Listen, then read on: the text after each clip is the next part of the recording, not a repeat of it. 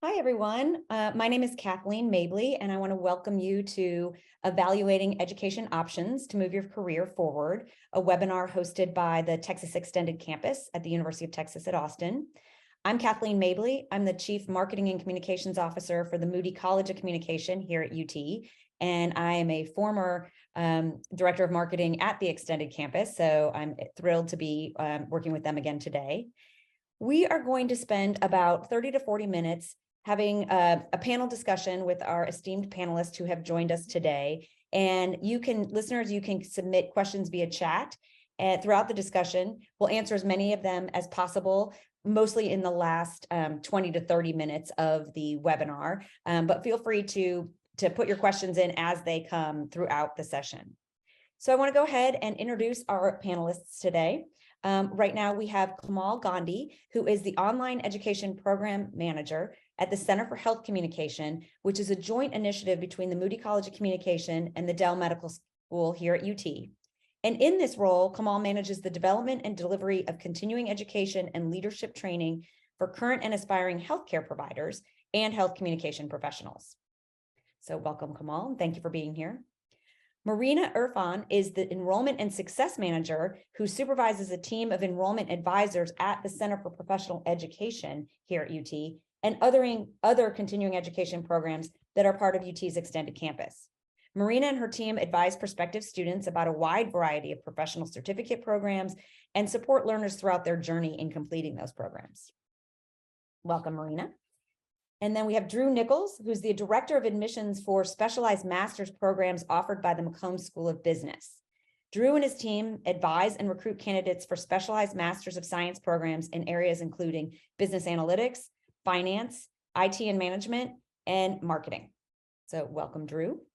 And Konavis Smith is the Director of Strategic Partnerships and Programs for the Texas Engineering Executive Education Unit within the Cockrell School of Engineering here at UT. Konavis and his colleagues manage a portfolio of academic and professional education programs from master's degrees designed for working professionals to graduate certificate to continuing education courses that support engineering careers across industries and roles. So welcome to all of you. Excuse me, I'm flashing my notes in front of a screen. Sorry about that. So let's jump into some questions, and I'm gonna put out questions and ask each of our panelists to answer them as their professional expertise helps them give their perspective. So let's start off with, you represent a number of different industries. Let's start off and tell us a little bit about why are people coming back to school? What's motivating continuing education for them? You know, what's really happening in their lives that makes them want to pursue advanced or more education? Marina, do you want to start us off? Sure. I would say that students reach out to us for various different reasons. We have some who are career changers and they're looking to get their foot in the door in the new industry. And then we also have those that are looking to upskill and looking to advance in their current careers. And our programs might be the first step in that process. We also have a lot of lifelong learners who hear about our courses and something piqued their interest from a radio ad or some marketing efforts, and they end up enrolling to learn more about that area. And then we also do have several students who take our courses to meet the educational hours required for exam eligibility to get certified in that given industry. Project management, business analysis, HR, financial planning, those are some that come to mind. Okay, great. And how long do most of those courses last? What's the average length of time, or what does it range? It varies. So we have several different courses available with different modes of delivery. So we have online self-paced if you're looking for something that you can do within your own schedule and log on at 9:30 at night if you need to. We have certificate programs that can be 2 months long, and classes meet twice in the evenings, twice a week in the evenings for 4 hours. We also have certificate programs that can be 6 months if need be. And so it's just kind of depends on the area of study. But I would say we also have several multiple course certificate programs where those are composed of several one-to-day courses, shorter courses. So you can take a wide portfolio of classes and have all of them count towards a certificate. And for that, the time frame is 3 years. So you Okay. can take those courses within a course of 3 years. So really, when it comes to people advancing their education, there's a lot of different options. Does one of our other panelists want to let us know what they're hearing or seeing from students who are coming in? Yeah, I'll jump in, Yeah, Kathleen. Along with Marina, a lot of the people in the tech space or engineering space, they also want to reskill and upskill, but they also want to understand what's happening in industry. In technology, it's rapidly changing. And so you need to keep up. You need to make yourself competitive in your workforce, and you can easily be laid off. So you want to make yourself desirable for your employer, that they want to keep you on board. And so we see a lot of individuals that come back to school to reskill, upskill, and take their career to the next level. Mm-hmm. And what's the length of time of your programs? So that's a great question, Kathleen. I think the length of our programs varies, but typically our master's degree programs that are geared for working professionals last for 2 years. And we have some flexibility in our scheduling for that because we know life happens, people want to live their lives. And so we give them the opportunity to kind of extend that 2-year program to meet their needs. And so all of our classes are geared for working professional. So I think this is the right opportunity for the audience that are attending this session. Absolutely. Absolutely. Kamal, did you want to jump in as well? yeah, I was just gonna jump in real quick and say that I come from the healthcare. So I come from the Center for Health Communication, and we work on designing professional education offerings for healthcare providers. So our target audience, or our intended audience, as we know, for the last 2 years, and even always in healthcare, are so busy and overworked a lot of the times. But especially since COVID, they themselves have felt a need for doing something more and something better to keep them prepared for maybe say the next pandemic, if they're a campaign maker, or if it's a healthcare provider like a doctor or a nurse. There's just so much on their plate that anything that makes their communication or life a little easier helps them go a long way. So our programs are really, so we have 2 main offerings, one which is the Health Com training series, which is really hour-long self-paced modules that doctors, providers, aspiring healthcare professionals can complete like in their lunch break or at night at 10:30, whatever it is. And we also have a 3.5-day in-person interactive workshop, which allows folks in the field to come together and really make a network and be in touch with other similar people like health communication specialists in roles like that. So what I really see people coming back is they want to come back to learn, but not necessarily to invest a lot of time. Mm-hmm. So they want to get better, but not at the expense of like an hour, an hour every day, or the weekends are gone for the next 2 years or so. So this seems to be a good fit for our intended audience. Yeah, that's great. And Drew, I imagine from the business world, you see even some different things. Absolutely. And I would say that I'm a bit different than my colleagues in the sense that all of the programs that I oversee are master's programs. And so they are degrees that perhaps would take a bit longer to complete. We have traditional degrees for finance, marketing, IT and management, and business analytics. They're 10-month programs that do require full-time enrollment. So we see a lot of students who are enrolling in those programs who are either looking to pivot, perhaps they're recent college grads, or they're relatively early in their career, don't have a business background, and are looking to kind of make the transition into business. And so they're able to complete the degree in 10 months, which is pretty condensed, and really kind of be qualified for a whole new range of positions.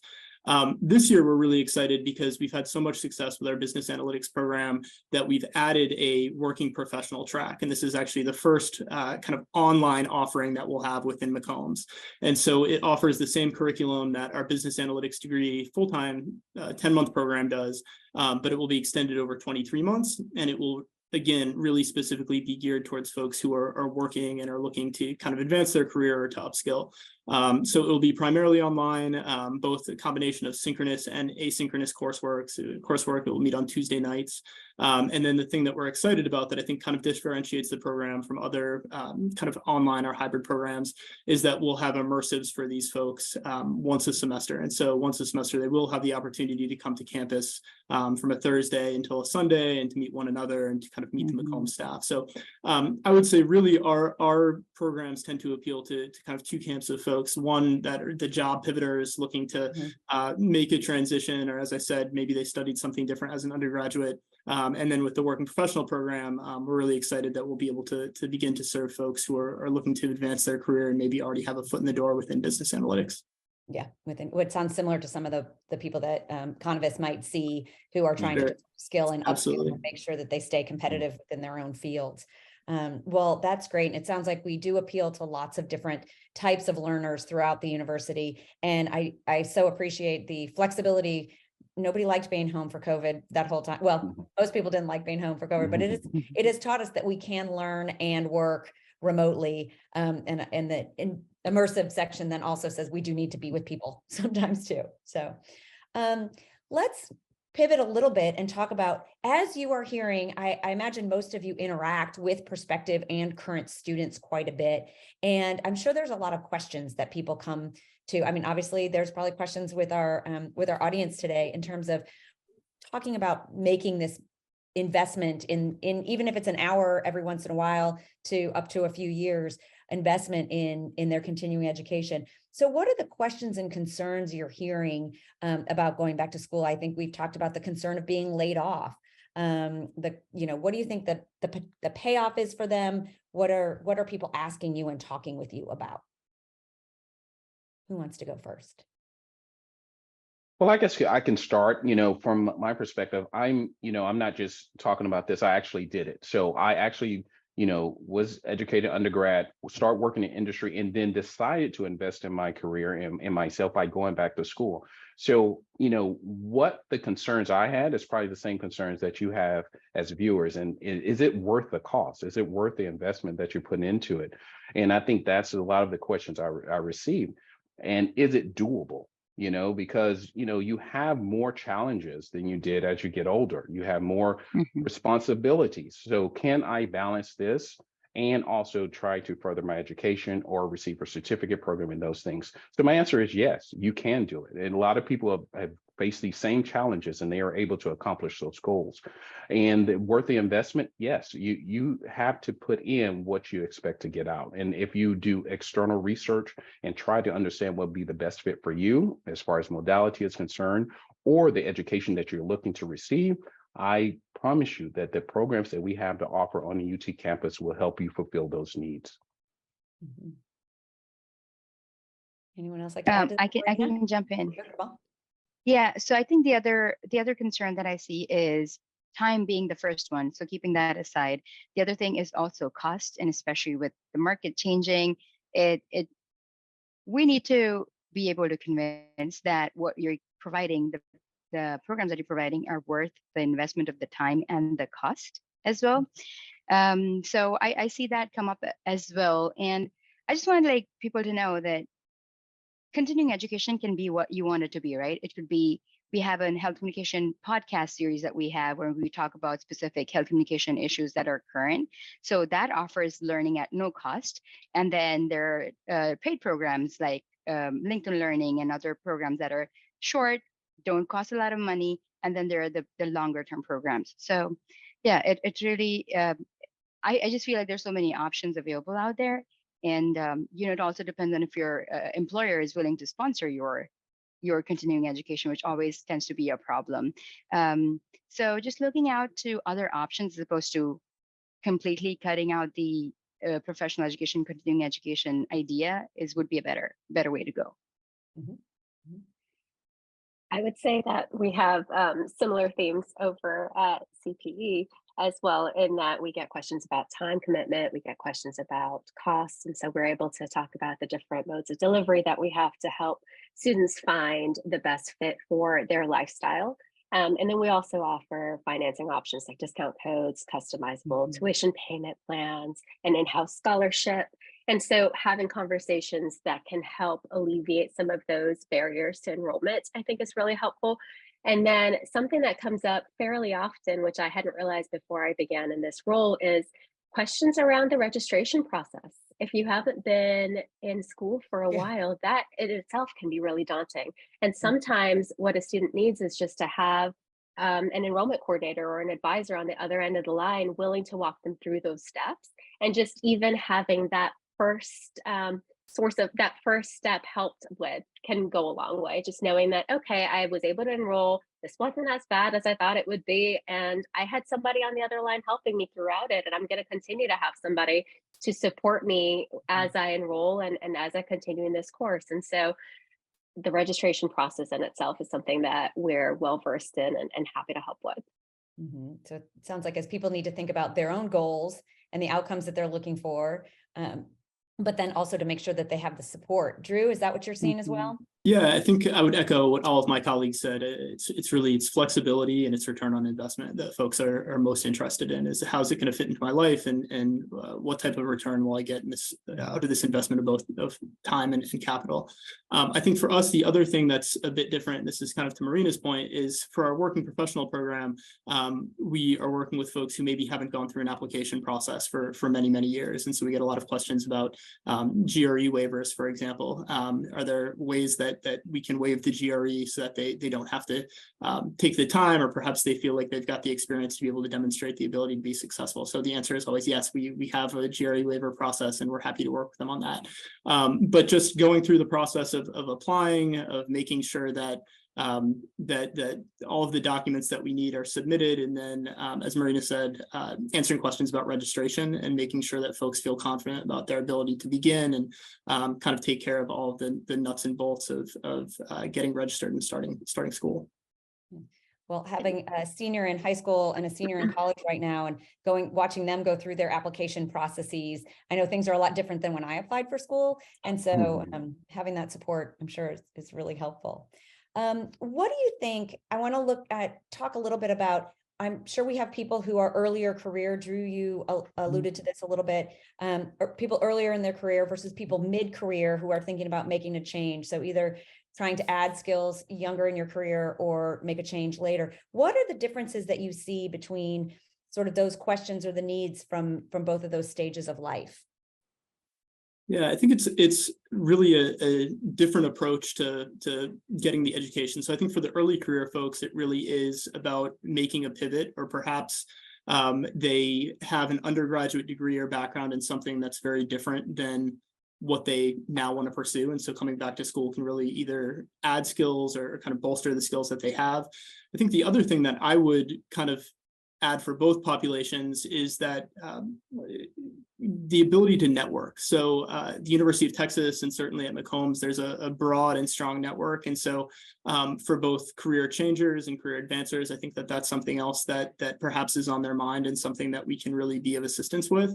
But I think for the early career folks, it's about the pivot and kind of gaining access to a wider range of opportunities. Whereas for perhaps the later career folks, it's about being able to qualify for that promotion or add skills, kind of keep up with the changing nature of their industries. As Konavis mentioned earlier, a couple of our programs are very tech heavy. All of our programs are advised by advisory councils that aim to give our curriculum kind of real world application. And so our hope is that whether you're early career, mid-career, late career, that coming to our programs will really give you skills that are going to be directly applicable into the roles that you're hoping to ascend into. Mm-hmm.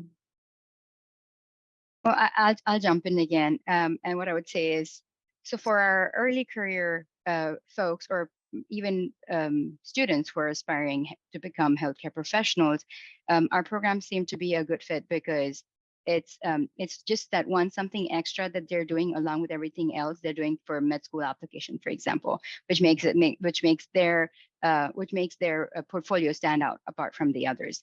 Whereas for the mid-career, where we have the Health Communication Leadership Institute, that tends to be a really interesting place for working professionals, mid-career professionals to come in, because we talk a lot about making people consciously incompetent. And what I mean by that is, when healthcare professionals will perhaps left on their own, never realize that they're not the best at communication, then the power dynamics involved.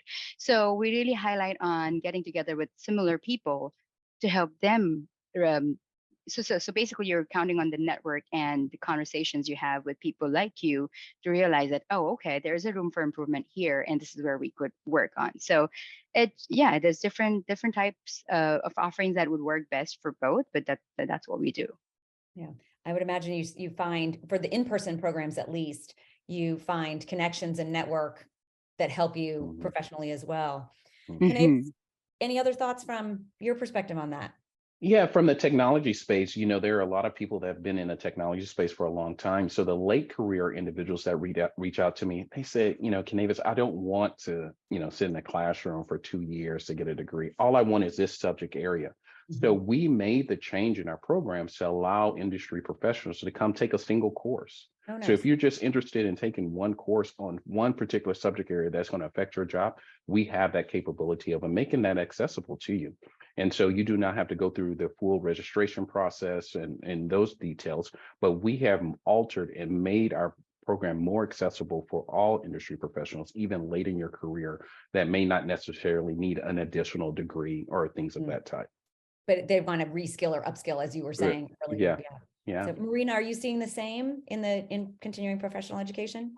I am. And to echo that as well, I would say that we do tend to have a lot of mid-career professionals that mostly are interested in taking a 1-day class to upskill in a particular area. And so we see people that enroll in just one class because their employer recommended that they gain that skill set.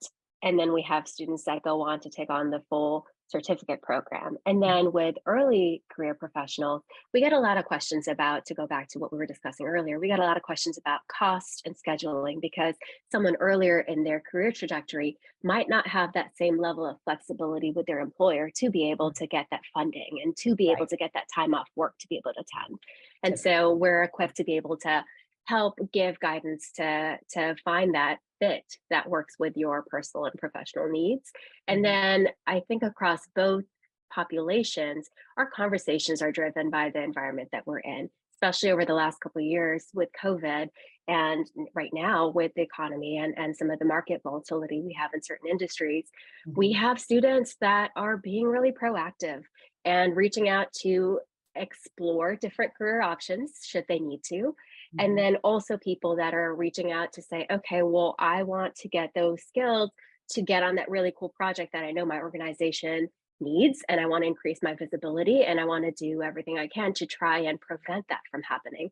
So a lot of our conversations tend to be around what's going on with the environment. A while ago, when the interest rates climbed up, we had people from the real estate industry reaching out to ask if they could enroll in project management because they weren't sure how much longer they'd be able to continue working in that field. Interesting. Yes, and I know when the economy shifts, especially if there's a downturn, that applications to graduate programs, and I imagine continuing education programs, tend to increase during those times. One thing I was going to Inverse say, relationship. Yes. Yeah. I'm sorry, go ahead. One thing I was going to add real quick, Kathleen, is for our mid to career, since we were talking about like early career and mid career professionals, we have a leadership buddy program, which is basically a mentorship buddy, which the reason I bring that up is because continuing education and being a mentor or a mentee, in both ways, you have something to learn. So there's, I mean, if nothing else, that could be a career, a continuing education option is to be a mentor or look for a mentor to someone else. Yeah, excellent. Well, and as we've been talking about this question, we've somewhat addressed it, but I want to address it directly. Career change versus career advancement.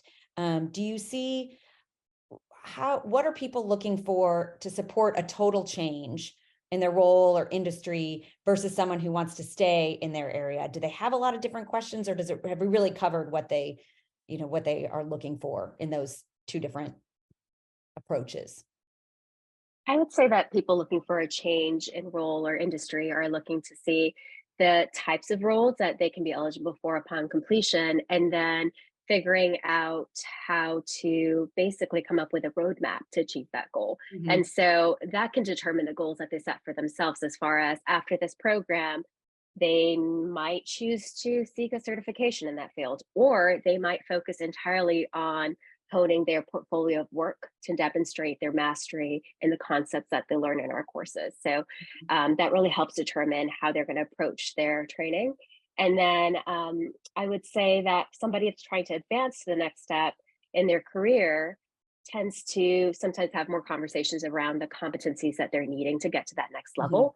And also doing a self-assessment to see where where there's a gap, and then figuring out how to bridge that gap. And so a lot of times our courses are how they're able to do so. On that note, I'm going to have a shameless plug here, Kathleen, of we have a couple of webinars next week that are about upskilling for mid to senior career professionals. And so we have upskilling webinars for business management and data and technology. We also have some webinars around how to seize career opportunities to get to that next step. So I'm going to look for a link and plug that in there as we continue talking. I'm going to put that in the chat for everybody, and you can see if there's a topic that might meet your interest area. Okay. Drew, did you have anything to add on that one, or we covered it all? I think we covered it all. That's good. So it really sounds like it's a lot of people doing some self-assessment in terms of what they're really looking for, and probably to be best prepared to make a decision, you really have to start with what you're looking for. Question for all of you in terms, and it probably varies throughout your programs, but in terms of people who are coming back for the longer programs, is there career support for once they've finished a program, and then, to help them, especially if someone's looking to pivot into a different career and change, what kind of career support do you offer? We offer full career management support for all of our programs through Macomb. So I think that's another thing that's distinctive and a bit different about the Working Professional Master of Business Analytics program that we offer, is that those folks will have the same types of career support that students who participate in our full-time 10-month programs do.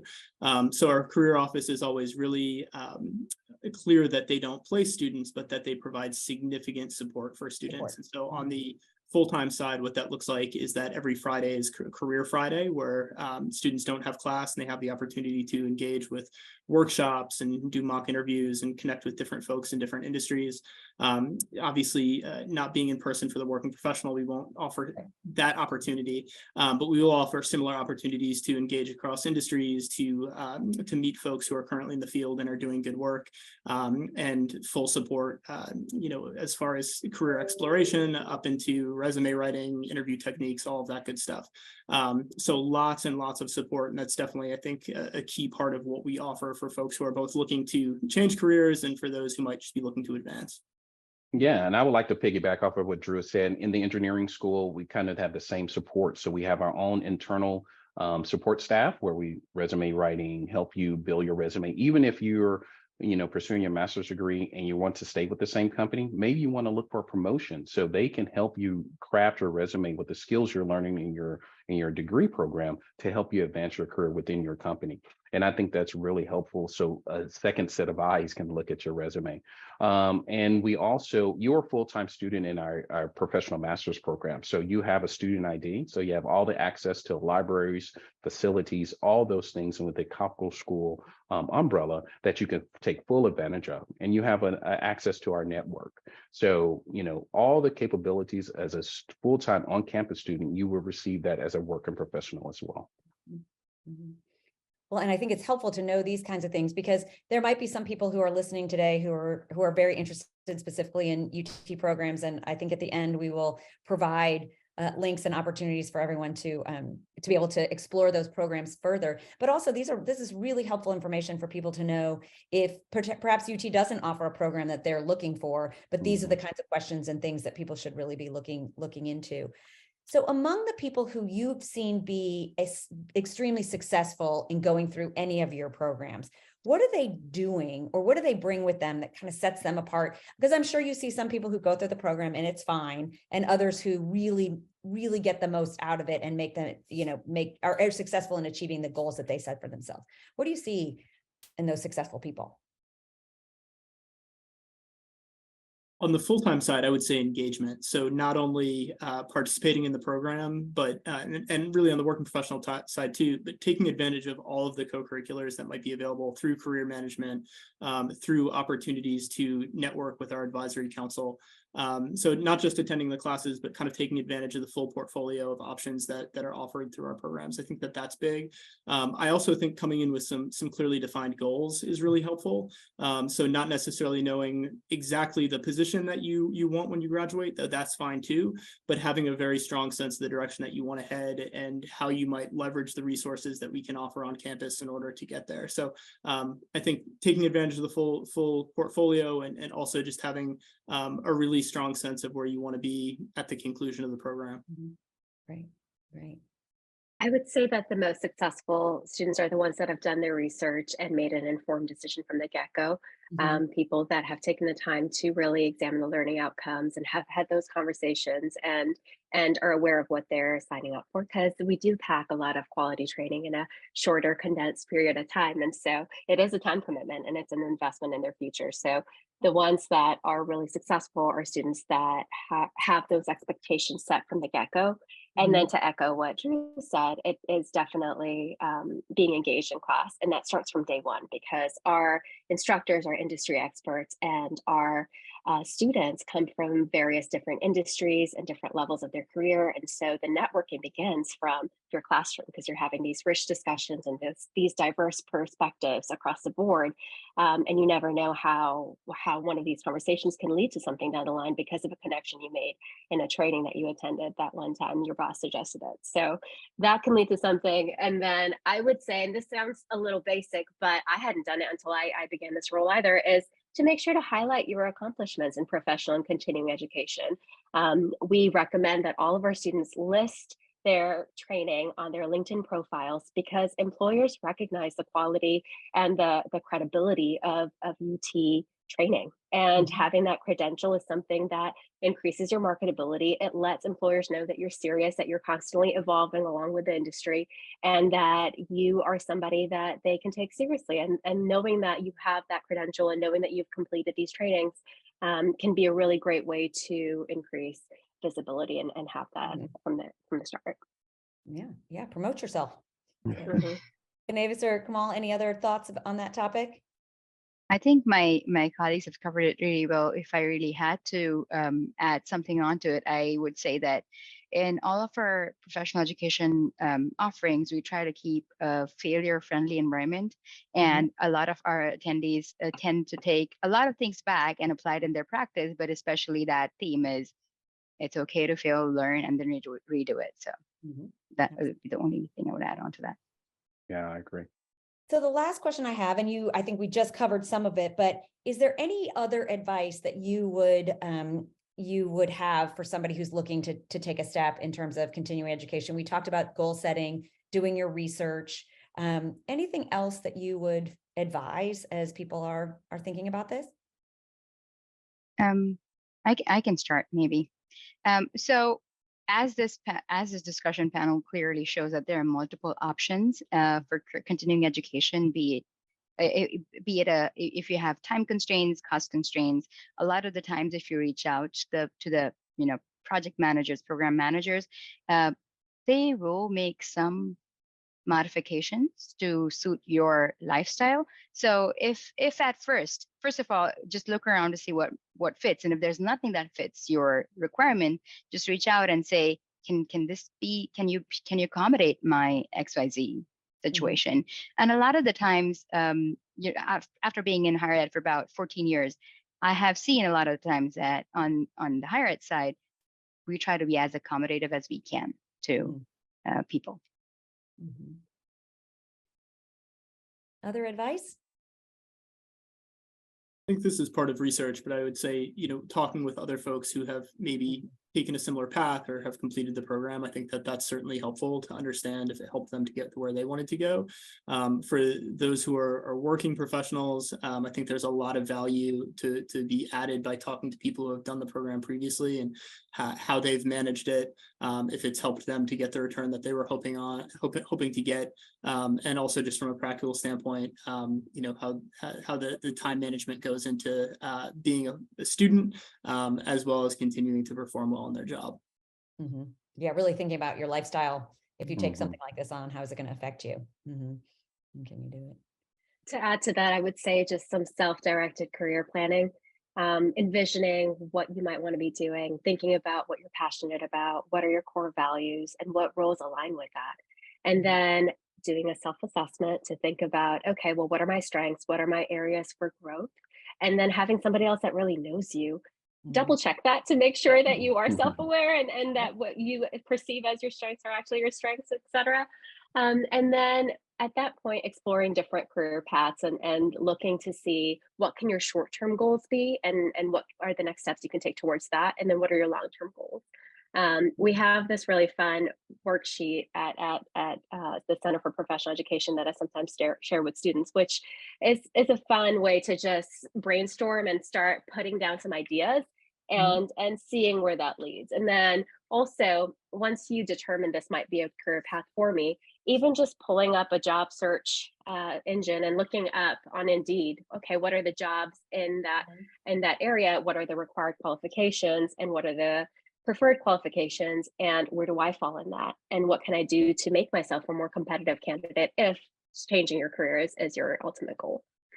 Yeah, absolutely. And I just wanted to kudos to everyone on the panel. I think, you know, just you attending this session is a great investment in trying to explore those opportunities for you. So I want to applaud everyone that attended just to learn more. And I think that's the first step. And kudos to you all for doing that. I agree. I would add one more piece of advice from my experience as a manager. I have had an employee in the recent past who went on to get some continuing education and invested in a degree, and then came to me and said, I have this degree, now I need more money. And so I think if you are looking to advance within your current organization, it's important to have those conversations with management ahead of time, because your expectation might be, you know, this person's job had not changed, who I was managing. And so I didn't just have a lot more money to increase because the contribution and the role had not shifted. And I said, we should have had this conversation before you determined what additional degree. And certainly people can go get additional degrees for their own learning. And this person enjoyed learning, which is great. But make sure that if you have expectation that it's going to advance your career in your current organization, that you have some conversations with those who would participate in that advancement, like management, to make sure that your expectations are aligned. And it's possible that they may not be aligned and you have to go look elsewhere. So, all right. I'd like to shift and start taking some questions because I believe we have a bunch of them. Sunshine, are you going to lead us through questions? Yeah, we've had people would like to hear more about the cost aspects, and I think there's probably a lot of variability. So maybe talk about the different offerings and how much those would cost. All right, Drew, do you want to go ahead and start? You're up in my upper left corner on Zoom. Happy to do it. So our programs are $48,000 for in-state students and $53,000 for students who are coming out of state. And that's both for our full-time programs as well as our working professional program. We do evaluate each candidate for scholarships that they might qualify for. So we're taking a look at things like academic achievement and merit. We also do consider financial need. And so we encourage students to apply if they're interested, even if finances are a concern. We want to have the opportunity to evaluate the application and provide some assistance if we're able. And Drew, your programs are application based and people have to be admitted into them. That's correct. Thanks for that clarification. So they are in their selective programs. So we do receive hundreds of applications for each program each year, and our cohorts tend to be around 65 students a cohort. Okay, great. Kamal, how about your programs? Yeah, so our shorter self-paced courses are within $100 because they're like hour-long courses. Yes, and then our in-person interactive webinar workshop costs about $1,500. Okay, and Konavis? Yes, so from the engineering space, we offer two sets of courses for working professionals to degree programs, and that's engineering management, which is $46,000, mechanical engineering, that's 100% online, that's $40,000, and a software engineering program, that's $34,000. That's a 2-year program, and that's a total cost with fees and application fees, everything included. On the professional side, where you're working professional, not for a degree, those vary in cost, and they can be from $500 to $1,500, depending on what you're looking for. There could be a green belt certification, they could be special classes around energy or energy certificate, things of that sort. And Marina? I would say that, so at the Center for Professional Education, we have certificate programs that are more cohorted, as well as multiple course certificate programs. So the individual courses can range from $435 to $695. And our certificate programs, the bundles can be $3,000 to $4,000, and then certificate programs would probably fall in the range also of $3,000 to $5,000. We also have classes at the Human Dimensions of Organizations, which are similar in that they have multiple one-day seminars that you can take if you're interested in that one specific skill set. But you can also do a larger certificate program for $4,000. So a large range. For those, I learned yesterday that the word cohort is a very academic phrase or academic term, and that it's not something that people always understand. So for our audience, a cohort would be you are in a group of people who start and finish together, and you all stay together and take all your classes together. So, all right, next question, Sunshine. Okay, Hannah is wondering about how we work with students who've come from an atypical background in their undergrad, like someone who's coming from a quarter system, and I would throw in here someone who hasn't finished a degree. What sort of programming is out there for career change across the different units? And I'd say there's probably two parts of this that I'm thinking of. I think there's a couple parts of that question. There's prerequisites, right? So if someone is missing just one credit or one particular course background prerequisite course, that's one thing that we can help with potentially. But then there's the other issue of programs that don't require the undergraduate degree. And that varies across industries, of course, but some programs offer those and some may not. Unfortunately, for the engineering programs, we do require undergrad degrees. Now, we do also offer graduate certificates, and that's where Kamal kind of alluded to. If you want to, we can work with you. Maybe there's some possibilities that you can complete another course to help you pursue a graduate certificate, but that's something we can talk on a one-on-one basis. I would also add that if you're short credit hours for an undergraduate degree from UT or another institution, a lot of times, depending on what the course is, if it's a major specific course, you might have to go back and take it from that institution. But a lot of times that some of those course credits can be taken at community colleges. And I know most universities, if someone wants to come back and complete a degree, the university would work with you, but that would not be in continuing education. That would be in the main academic units. So I think the registrar's office is probably the first place to start with something like that. Yeah, and I'm remembering too that University Extension at UT offers open enrollment to a wide range of UT Austin credit courses, and those are often used by people who are looking at enrolling in graduate school where they need a upper division elective perhaps, or someone who's coming from out of state and just needs Texas government. But some of the prerequisites are available that way. And then of course, ACC offers lots of great options. Let's see, a related question to that was about the process of getting into the programs. Y'all have talked about registration and application, and could you really kind of differentiate how someone would navigate discovering what path they'd have to take? I think it's probably, yeah, I was gonna say, Marina, I would just say, I think we need to share resources in terms of website links so that, and maybe you're planning to do that in a follow-up email, Sunshine. But Marina, go ahead. Yeah, I would say that at the Center for Professional Education, as well as at human dimensions of organizations, we do have open enrollment for our professional training. And what that looks like is it's pretty straightforward in that you can add a course to your cart, fill out the fields of information, and then proceed to check out. That's how we describe it when we're talking to students on the phone, that you could just basically online shopping for classes, and we can help you do that, on the phone with you. And for some of those classes, we do have prerequisites, as Sunshine mentioned. And so we have advisors that can help determine if you are a good fit for that class. And if not, what class you can take to be able to take that next step and prepare yourself for it.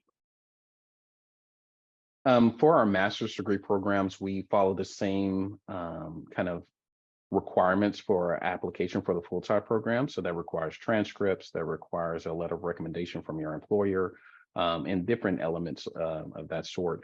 And we have certain deadlines that we try to meet. So July 1st and November 1st, but I'm pretty sure we will send more website links to give you those details later, but that's typically how it works, the normal admission cycle.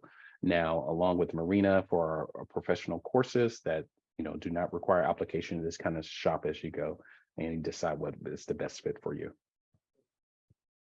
And our master's programs are similar to what Konavis just referenced. In engineering would require transcripts and letters of recommendation and be evaluated by an admission committee.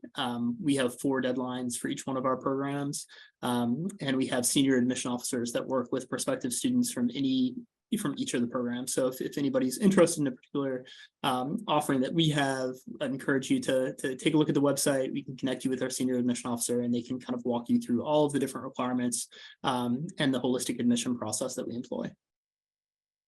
Yeah, for us, our self-paced courses are open enrollment, but for our in-person leadership workshop, there is an admission process where we just look at how much experience you have in the field and interest, how much interest you have going into that field as well. Yeah. Great.